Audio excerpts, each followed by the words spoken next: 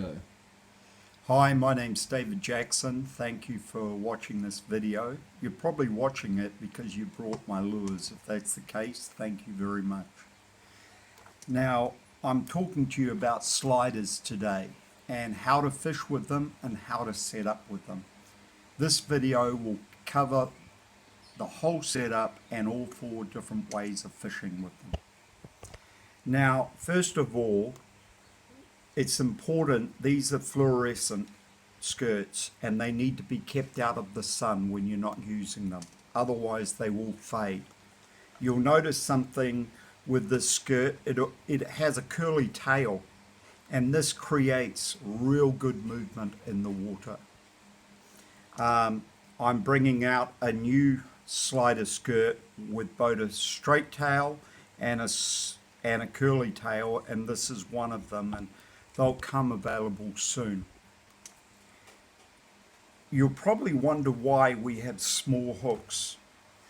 The reason why we have small hooks is so that when this is being fished, it is actually upright in the water, and if the hooks were too heavy they would fall out of the skirt and you would miss the bite. These hooks are extremely strong and I've had no snapper crush them yet, and I've caught kingfish on them. How to set up? Well, this is actually a double trace. I've had some pretty big fish lately, so I've doubled this trace.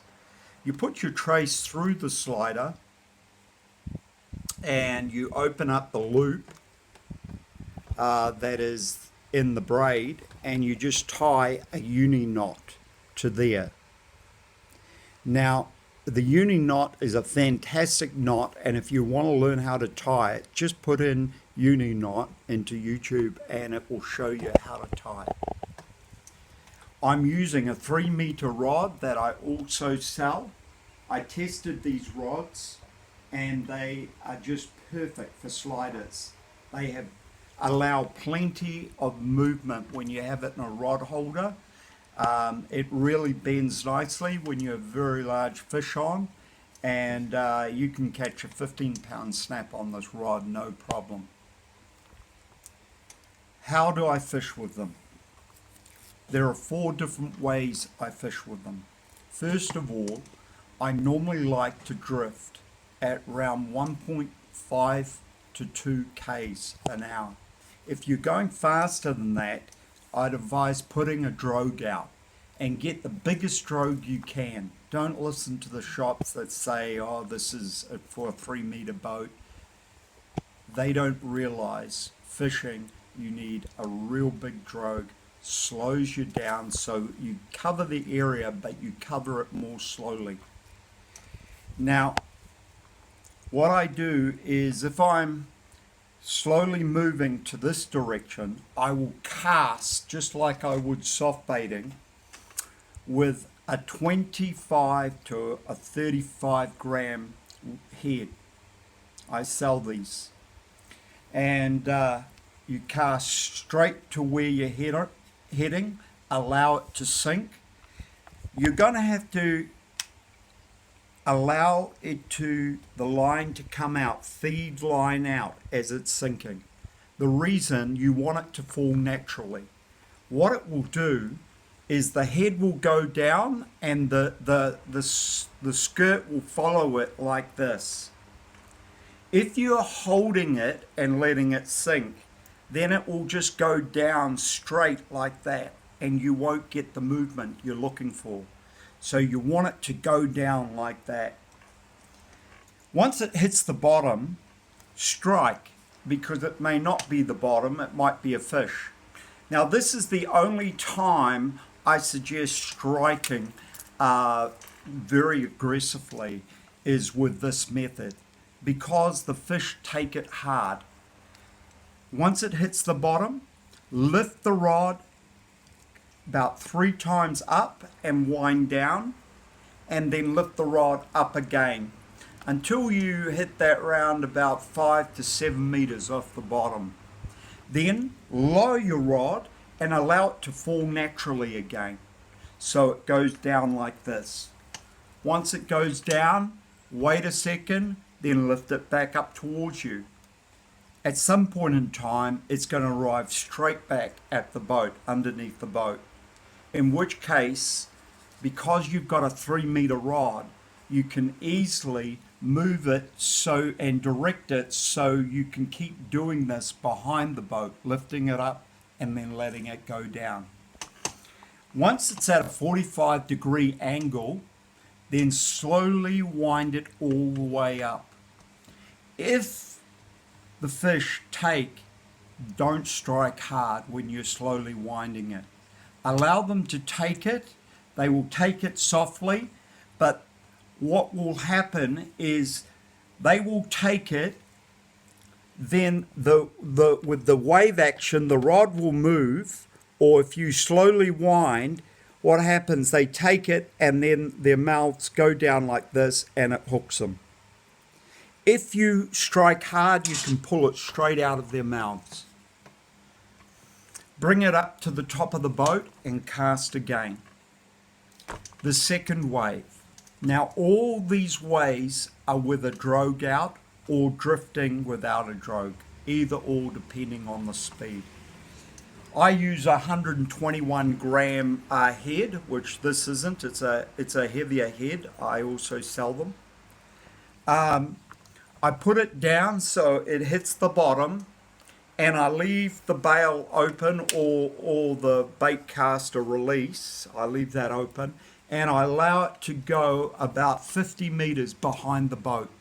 I put it in the rod holder, and I turn it on with quite strong, quite a tight, so that when they grab it, the line won't run. They will hook themselves. Now, this method, what happens is the lure, as the boat moves, the lure hits the sand, then comes up, hits the sand, and then comes up. And what happens is the fish see this thing going along the bottom, hitting the sand coming up as though it's feeding, as though it's looking for worms, and this attracts tension. I've caught kingfish, you can catch John Dory, you can catch snapper, gurnard, love this method. And for some reason, I generally catch the 12, 14 pounders or bigger using this method. The third method is very simple. Now, you'll say, how heavy a weight do you want? You use whatever weight allows you to keep the lure to where the fish are. And that will depend on the speed you're traveling, and then it will depend upon, of course, the wind and the tide, all those things. But you've got to keep it down to where. So I often use 120 gram weight.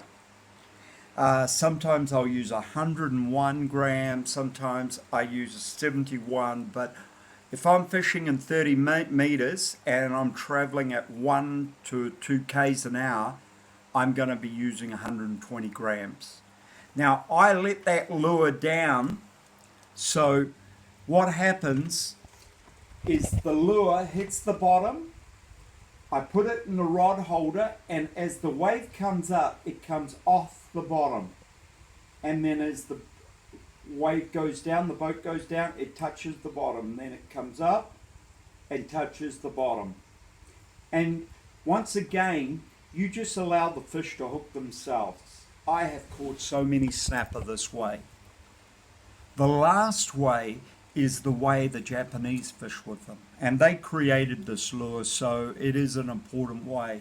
Once again, I'm often using 70, 100 or 120 gram, depending on my depth and how fast the boat is moving. I let it down.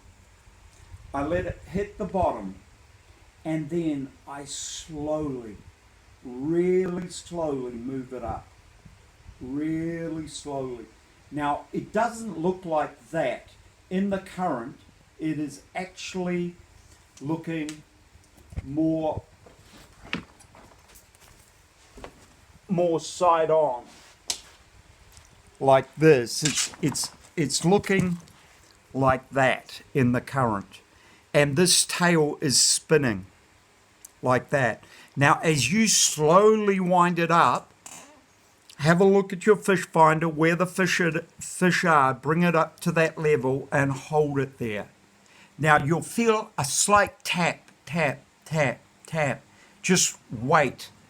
Give it a couple more winds. Sooner or later, they'll come up to there, and as you give it a couple more winds, or the rod lifts up with the waves, what happens? It just slips down and catches them in the lip every time. Don't fish hard as far as winding up hard. If you've done any trout fishing, you'll understand in allowing the fish to run, because we are using light hooks because we've got to keep it in the skirt. The hooks are very strong though, and it's a lot of fun catching them on light gear. I use about 11 kg braid, and I am going to move up to 30-pound line.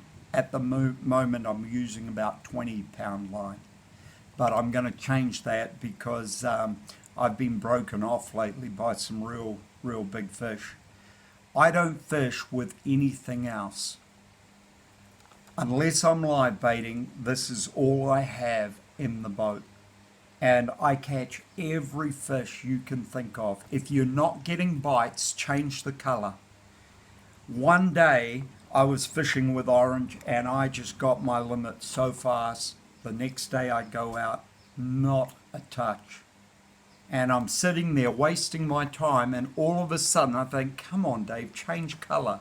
So I changed to the chartreuse or banana color, bruised banana, and I started catching fish again. And funny enough, for the last 2 weeks, I haven't been catching them on orange. Now, I don't know what that's about or why it is. It just happens. I don't find that the color of the head matters too much. This is highly lumo though, and it does attract fish as well as the lumo bead. It's really important with my trout fishing. Lumo down at 30 meters does really help. But the head, when you have it banged around and teeth hit it, you will lose paint on here. It is hardened paint. It's powder paint, which is been put on through heat. So it is a very good product. But the head doesn't catch the fish. The movement of the lure, the more you learn to move that lure, the right way, the more fish you're going to catch. And please, if you're not having success, email me at radfishing@gmail.com or at sliderfishing@gmail.com. Thank you very much, and I wish you a Merry Christmas, and I hope this helps. Have a good day.